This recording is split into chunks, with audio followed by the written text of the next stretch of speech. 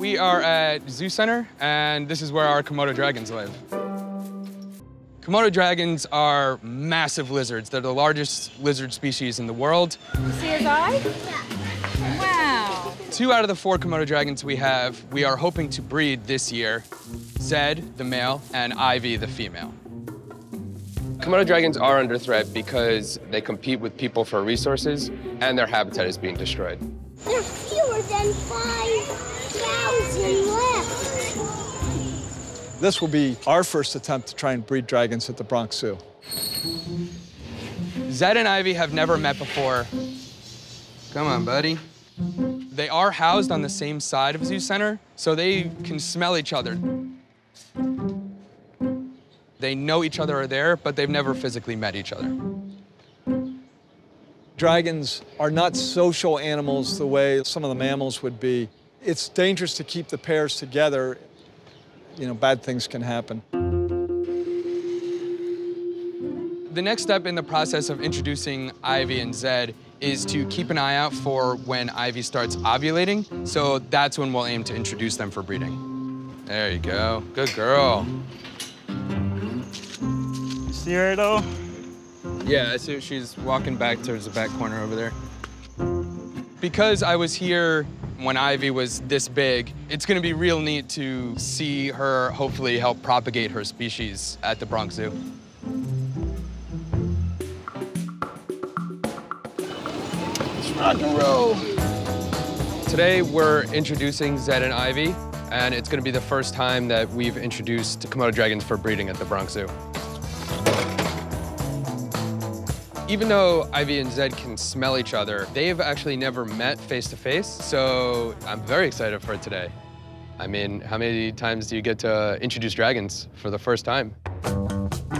Zed has never bred, so he may not know exactly what's going on, although I think this is one of those important evolutionary things. It's probably pretty hardwired, but the whole thing is the male has to be able to subdue the female. And if she's receptive, eventually she'll kind of give in and he'll be able to pin her down. But the courtship can be kind of aggressive, and there can be biting, there can be some blood. And so if things really start to go south, we can intervene. There's always risk involved, but we've got staff standing by to separate if we feel like it's escalating to too high a level. Dragon introductions aren't always, love fests. Ivy, shift. Come on, Ivy. We're shifting Ivy on exhibit first so that she has a chance to get comfortable in the exhibit. Come on. Good girl. And then once we feel that she's comfortable, she's done her round, she's smelled everything, we'll let Zed have access to the exhibit. Here she comes. There she is. We just want Ivy to be able to settle down and be in a place where she can see the male Komodo dragon enter the exhibit. He's a more powerful, larger animal, so it just gives Ivy a slight home field advantage. And she's going to be surprised when she sees somebody else come through that door. Yeah. Zed, shift. Come on, Zed. Shift. He's not moving? No. He's just sitting there. Zed, shift. Zed's not showing much interest in leaving his holding. Komodo dragons are actually really intelligent animals. They're really alert, they're really curious, and the dragons are used to the routine, so they know when something's a little bit off. Well, he broke his old target, so we'll use this one. Come on, buddy. Come on, Zed. Come on, buddy. Good boy. Open the door. Here it goes. All right, here we go. The fingers crossed. Ivy's still up on the rock. She sees him. Ivy's doing a little threat posture. She's pretty postured up. Yeah. Oh, he sees her.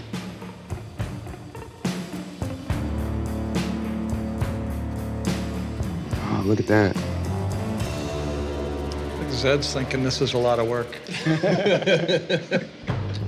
He seems pretty calm. She's kind of still in a pseudo threat posture. Oh, look at her. Yeah, that's not great.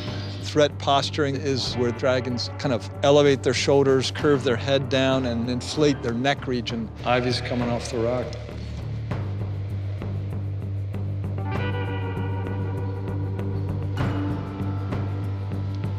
Ivy's acting pretty tough.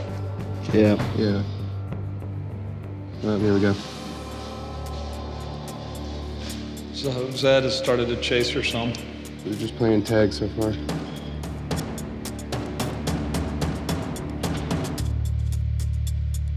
Zed is very interested in Ivy. He's pursuing her. He doesn't seem particularly threatened. Ivy, on the other hand, is displaying a lot of threat posturing. Ivy's giving Zed a sniff. She's kind of sizing him up. Ivy is acting pretty tough. Now she's after him. That's a little disconcerting in that it's usually the male pursuing the female, but Ivy is kind of escalating things.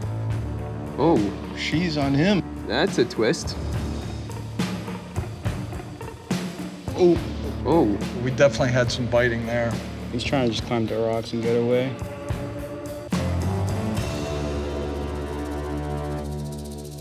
Yeah, he's got a bit of blood coming out. Looks like Zed is bleeding pretty good from his right forelimb. Maybe we should call it off for now. Ivy's just continuing to bite and trying to get a hold of a limb. so you want us to go ahead and separate them? Yeah, see if you can call one of them off or try and split them up. Let's get in there. Hey! Go home, Zed. Go home. Go home, buddy. Yeah, you might try and get a catch pole on Ivy's neck. Good job, guys. It's okay. It's okay, buddy. Go home. There he is. Good boy. Good boy, Zed. That is not what I expected. Everything we saw today with the Komodos is within their behavioral repertoire. You know, she wasn't ready to breed and she let him know. That didn't go how I wanted it to. Ivy looks fine. She doesn't appear to have any wounds, but Zed has a pretty bad bite on his arm that's still bleeding. So we're gonna have the vets come take a look.